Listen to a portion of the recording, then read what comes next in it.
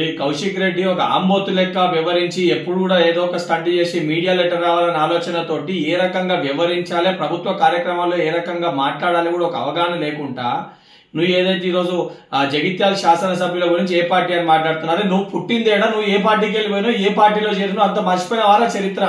ఇవాళ ఏదో మాట్లాడి ఏది పడుతుంది నోటికి వచ్చినట్టు ఆంబోతు లేక మాట్లాడుతున్నావు. కనీస అవగాహన లేకుండా, ఆలోచన లేకుండా దళితులని కాంగ్రెస్ పార్టీ మోసం చేసింది అంటున్నావు. అసలు దళితులని మోసం చేసింది బీఆర్ఎస్ పార్టీ.